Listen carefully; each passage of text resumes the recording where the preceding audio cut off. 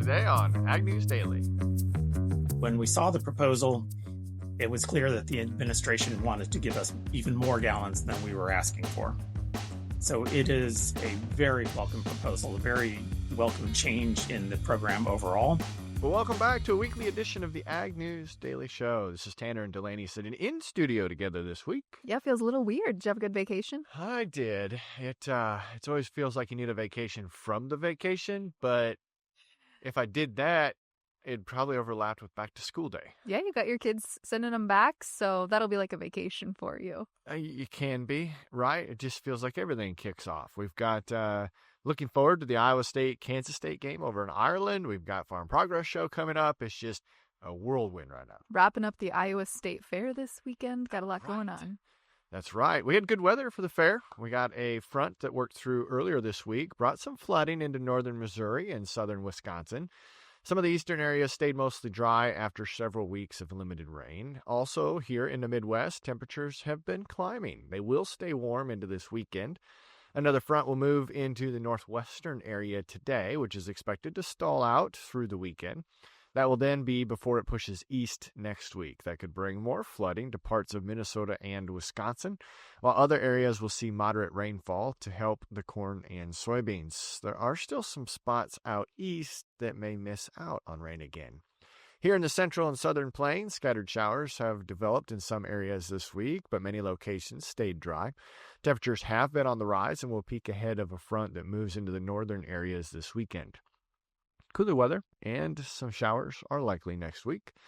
The northern plains saw a front that moved through the middle of last week, bringing scattered showers through into this weekend. While some rain there has helped corn and soybeans, it continues to impact wheat quality and will slow harvest in those areas. So not a lot of change across the regions, mostly traditional weather patterns for this time of year. Well, the USDA's crop progress condition rating slipped slightly last week after another stretch of mixed weather in those growing regions, as you just mentioned there, Tanner. Corn was rated 72% good to excellent, down 1 percentage point from the previous week. 94% of the crop silked, and 58% now in the dough stage, 14% now dented. These averages are all near average for this time of year. Soybeans were rated 68% good to excellent, also down 1 percentage point. 91% blooming and 71% have set pods. Winter wheat harvest was nearly complete at 90%, just shy of the 5-year average of 91%. Spring wheat ratings improved slightly to 49% good to excellent, with 16% harvested, behind the usual pace of 22%. And next week we kick off the Pro Farmer Crop Tour, so we will see how field conditions look from their perspective. If you didn't mention it, I was going to. It'll be quite interesting to see what they come across. The United States and China have extended their tariff truce for another 90 days, delaying the steep new duties that were set to take effect this week. President Trump announced Monday that he signed an order pushing back the higher U.S. tariffs on Chinese goods until November 10th. China's Commerce Ministry issued a similar 90-day pause on its planned tariff hikes on adding more U.S. companies to trade restriction lists. The extension helps U.S. tariffs on Chinese goods at 30%. And Chinese tariffs on U.S. goods at 10%. Without it, rates would have risen to 145% and 125% respectively. This pause comes as U.S. retailers will prepare for holiday season, preventing some higher costs on imports like electronics, clothing, and toys. Treasury Secretary Scott says that extra time will be to allow both sides to continue their negotiations on trade imbalances, market access, and national security concerns. So more to come there, but a little bit of a kick out there, delay. Well, as no surprise, due to some of these ongoing geopolitical and trade concerns, global food commodity prices climbed in July to their highest level in more than 2 years, according to the United Nations Food and Agriculture Organization, or FAO. They say rising vegetable oil prices and record high meat costs outweighed declines for cereals, dairy, and sugar. The FAO Food Price Index averaged 130 points in July, up 1.6% from June. This was the highest reading since February of 2023. However, it remains 19% below the record it set in March of 2022 following Russia's invasion of Ukraine. Meat prices reached an all-time high worldwide, led by beef and sheep, meet, as strong demand from China and the U.S. pushed the index to 127 points. U.S. beef imports have increased after drought reduced the domestic cattle herd. Poultry prices also rose after Brazil regained its avian influenza-free status, while pork prices fell on weaker demand in the European Union. Additionally, vegetable oil prices surged more than 7% to a 3-year high, driven by palm, soy, and sunflower oils, while rapeseed oil prices dropped with new harvest supplies in Europe. So consumers around the world are feeling higher grocery store basket prices. Yeah, it seems to be what we feel here at home as well. EPA Administrator Lee Zeldin made an announcement on new guidance Tuesday to prevent sudden shutdowns and power losses in diesel engines caused by diesel exhaust fluid or DEF systems. Speaking at the Iowa State Fair, the Administrator Zeldin called the old rules unacceptable, saying that they are costing farmers, truckers, and small businesses millions in lost productivity.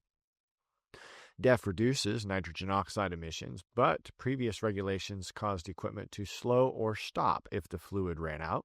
Starting in 2027, trucks with new designs must prevent sudden and severe power losses. The EPA is also providing guidance for software updates on existing vehicles. Boy, if they can get that accomplished, there's going to be a lot of fans of Mr. Zeldin.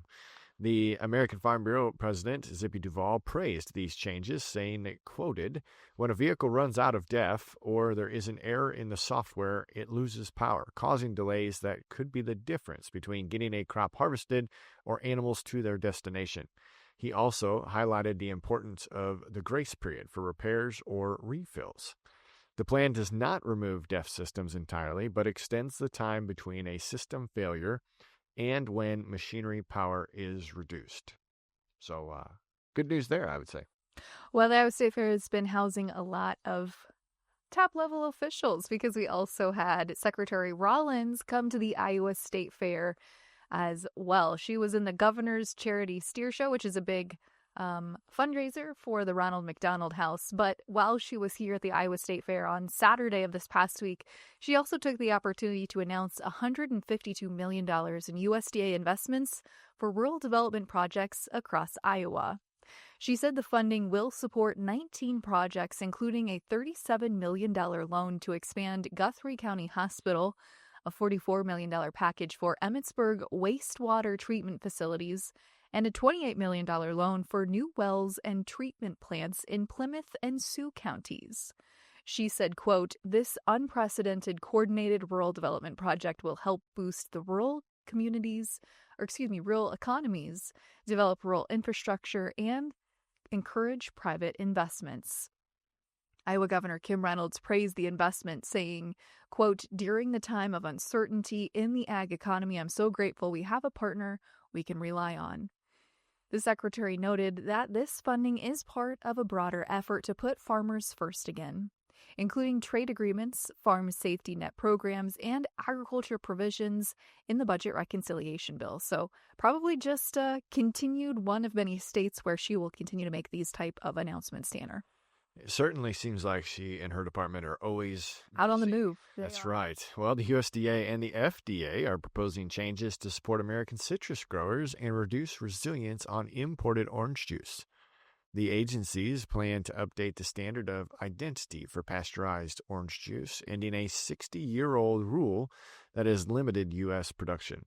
Secretary Rollins called it a big win for growers, noting that Florida's orange industry has struggled with hurricanes, citrus greening disease, and outdated regulations that no longer reflect modern farming. This proposal would lower the minimum sugar content, or BRICS level, for pasteurized orange juice from 10.5 to only 10%. That means more American oranges would meet the standard while boosting domestic production and strengthening the U.S. supply chain. Boy, it doesn't seem like from 10.5%. You wouldn't think that's a lot.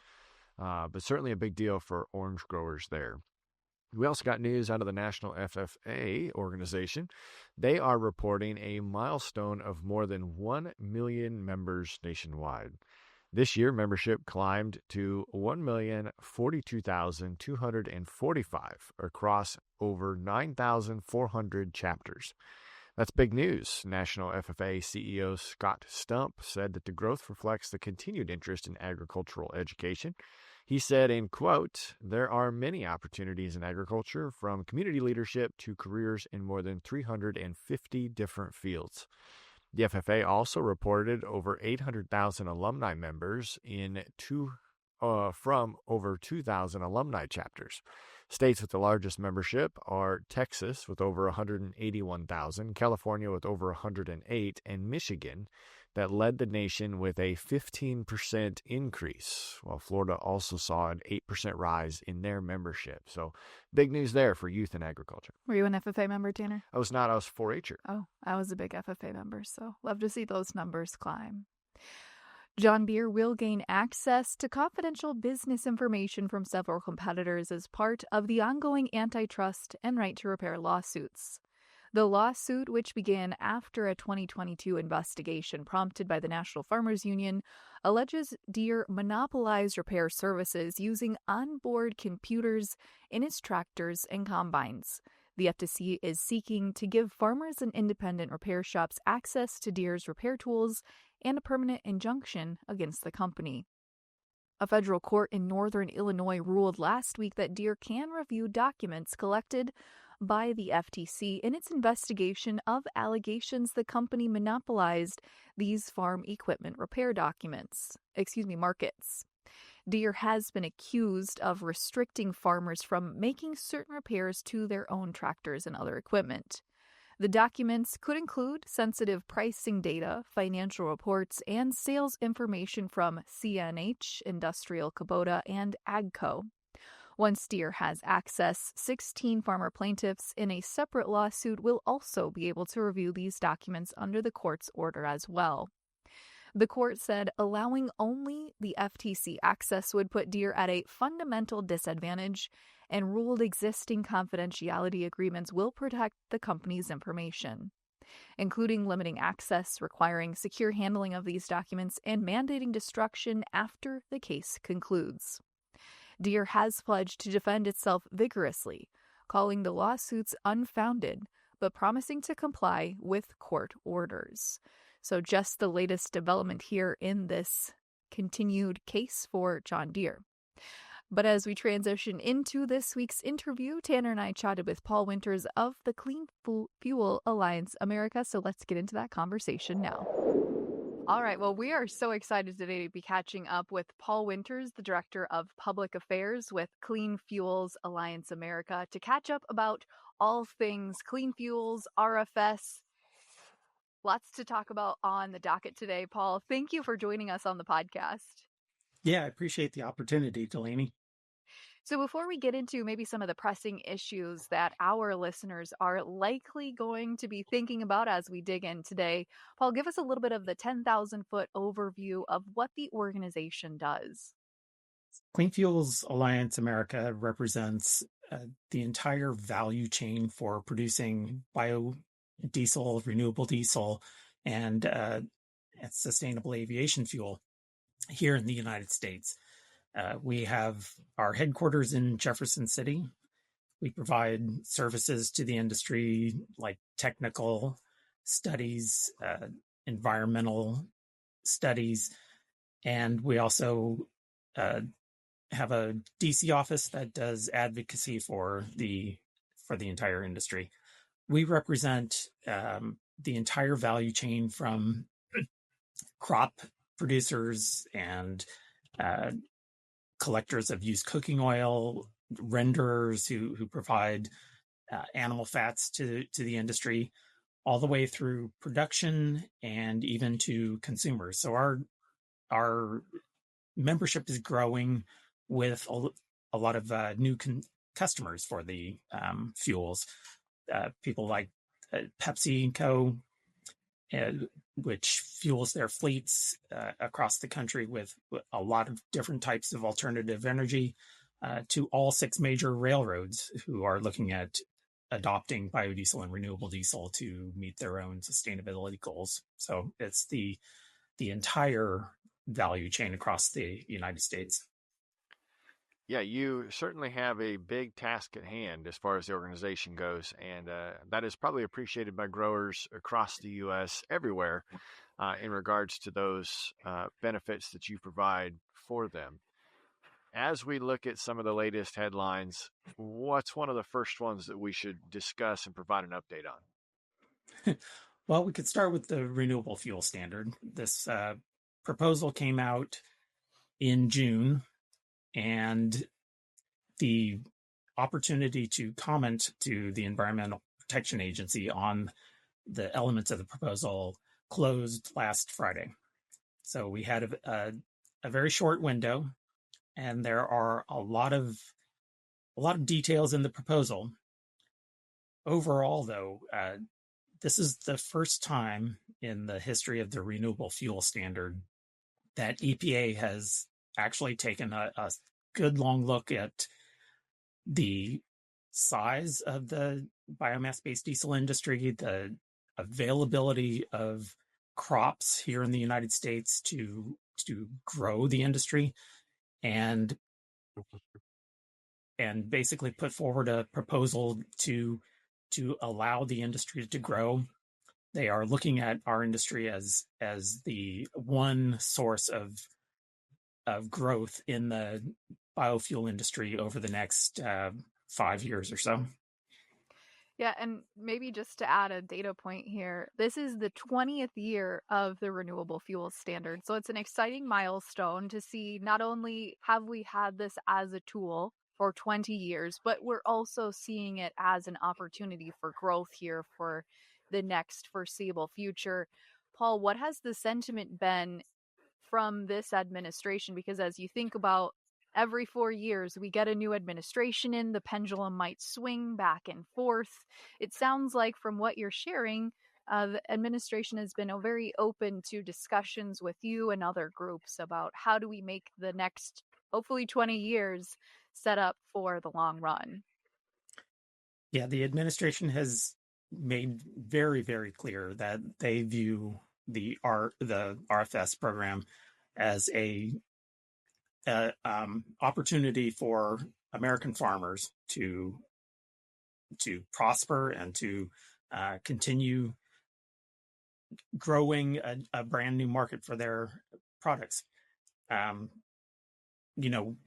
Before the proposal came out, clean fuels and other parts of our industry unified.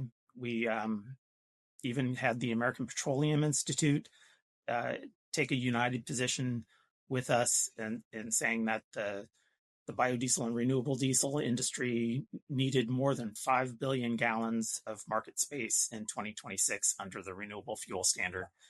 And when we saw the proposal, it was clear that the administration wanted to give us even more gallons than we were asking for. So it is a very welcome proposal, a very welcome change in the program overall. We're just trying to look over all those details and make sure that when it gets finalized in November, that those gallons are preserved and that the market space for farmers really, really pays off.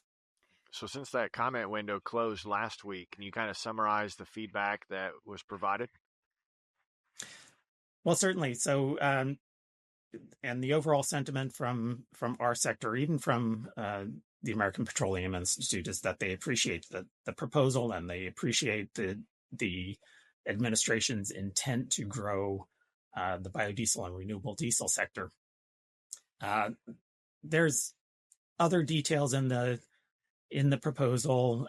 There's a proposal that's intended to boost the value of U.S. crops and U.S. feedstocks in the industry, and to disincentivize imported fuels. So we're trying to work out that detail. I think everyone agrees that U.S. produced fuel and U.S. crops should have more incentive under this program. That the intent here is to build markets for American farmers and to add value to their crops, to their work, to sort of overcome some of the market challenges that farmers face in in affording, fuel and chemicals that are inputs into agriculture, and to boost the agricultural economy here in the United States.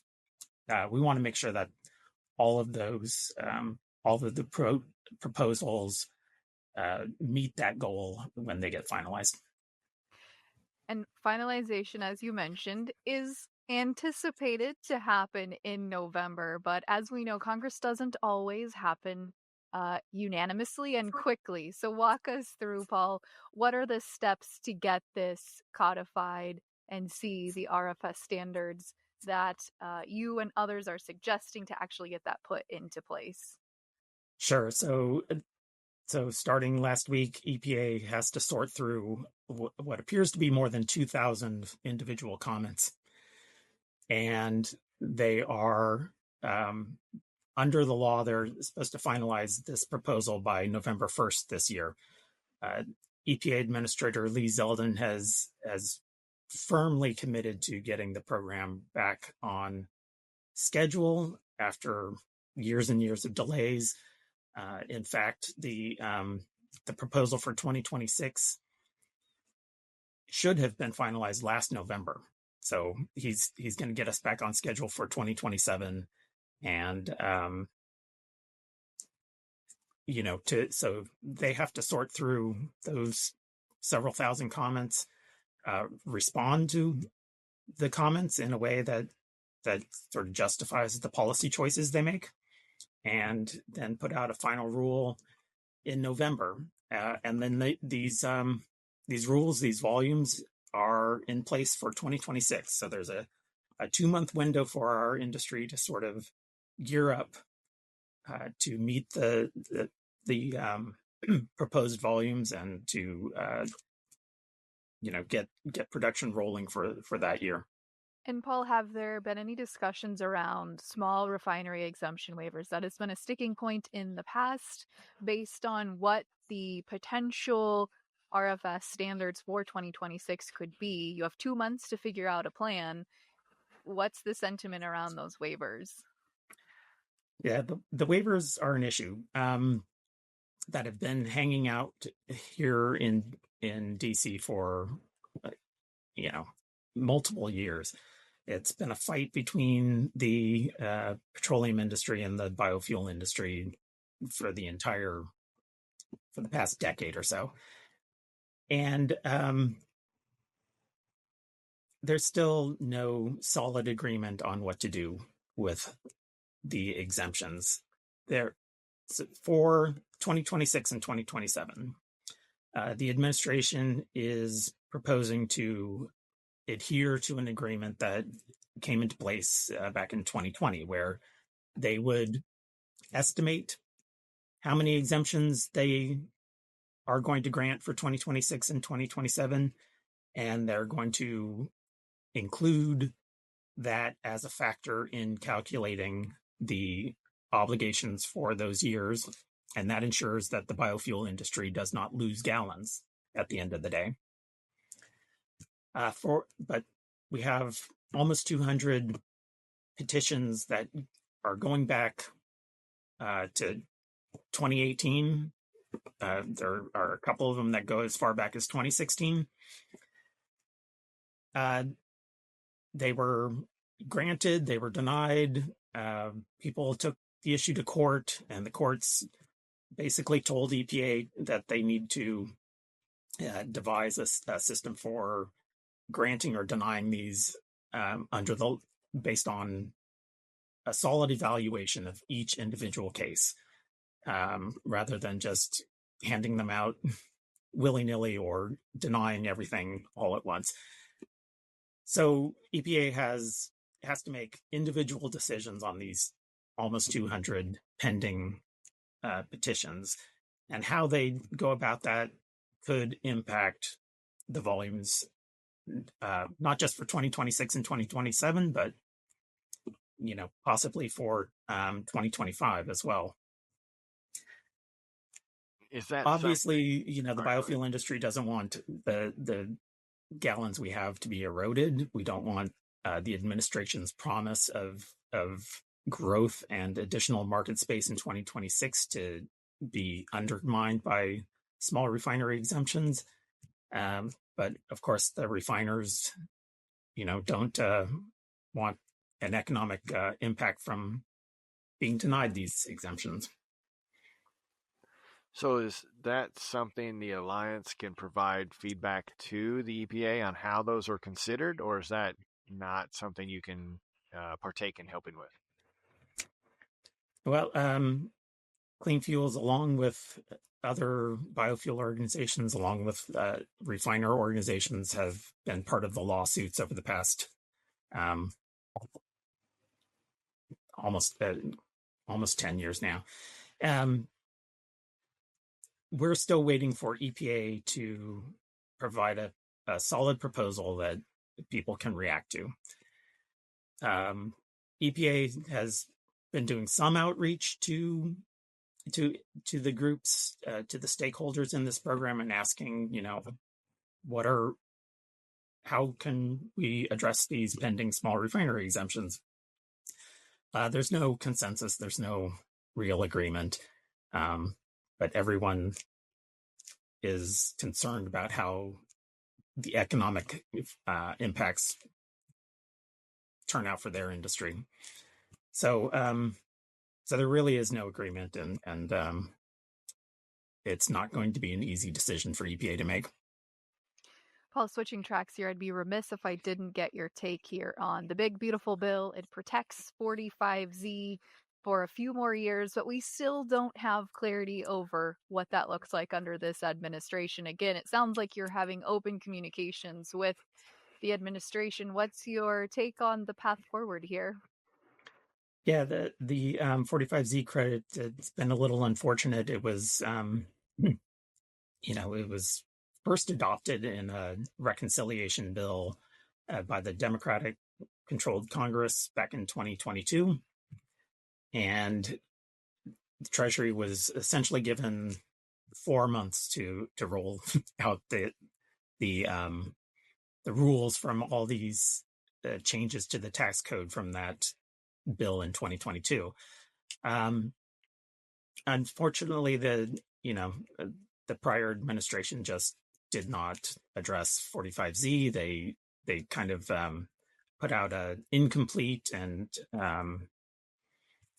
informal guidance in January, right before they left. That caused a great deal of confusion for our industry. Our industry tries to purchase feedstocks and negotiate fuel sale contracts at least 3 to 4 months in advance. So right now, our industry is actually trying to negotiate contracts for the start of 2026, and we still don't have formal rules in place. And now the reconciliation bill from the current Congress, the big beautiful bill, makes a lot of changes to 45Z, a lot of changes that our industry supports and wants to see enacted. But we still need formal rules from Treasury. So we are encouraging Treasury to issue these rules, to make them a priority. We're asking members of Congress who support our industry to weigh in with Treasury and get them to spur them on to action.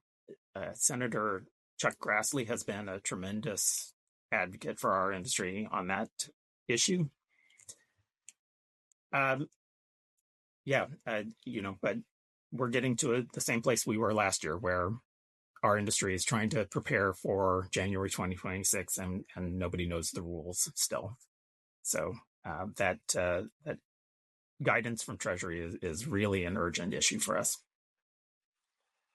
Well, Paul, it sounds like your team's going to have no shortage of things to work on and get figured out in a very short amount of time. So we do appreciate the efforts that have been casted before us. If our listeners want to interact or get more information themselves, how best do they connect with you? Yeah, our website is cleanfuels.org. We have resources on our website where they can learn about these issues. We even have a tool where they can send an email to their members of Congress and weigh in on these issues. So cleanfuels.org is the place to go. That's great. We appreciate your time, appreciate the information and insight that you have, and the willingness to be able to share that with our audience. Thank you, Tanner. It's good to have conversations like that to share with our audiences, Delaney. But what are we seeing in the markets this week? Well, this week, all eyes were on the WASDE report, and it was a pretty bearish WASDE report. A lot of surprises as USDA pegged this year's corn and soybean yields in some surprising changes. A 188 corn yield and a 53 corn or soybean yield. Big surprises in the changes. They cut production by 43 million bushels for soybeans, increased corn production by just over 1 billion bushels. And ending stocks, if realized, for corn would be 2.1 billion bushels. Because of the increases in yields here, they raised it almost 8 bushels for corn. Again, August WASDE, this does happen where we see yields raised, but not at this level. This would be the highest yield, if realized, that we would ever see. So a lot of traders were not expecting this to come out. Of course, we saw soybeans have a slight raise in yield as well, but not anything compared to what we saw on the corn side of things. Yeah, it's interesting to see where this is going to take us into harvest. You mentioned the Pro Farmer crop tour early in this episode. It'll be interesting to see what they do next week. It'll also be interesting to see if this is one of those to where a big crop keeps getting bigger, or do we start to see that be diminished as we get the combines in the field? There is a lot of speculation, Tanner, about whether that is the case. So a lot of folks are speculating that this might be the biggest we see it get, and we're going to start to see it pull back from here, but time will only tell. It is. It was it's been a while since, the end of July now up at Ag PhD days, and there was even conversations about grain quality. We might have the bushels, but what types of quality will get harvested this year? So it's still a while until we get deep into harvest. As we get some of those progress reports out, we'll start reporting on those. But again, thank you, listeners. Appreciate you as always. If you've got interviews or topics we should take on, make sure you reach out. But what do you say, Delaney? Should we let them go? Let's let them go.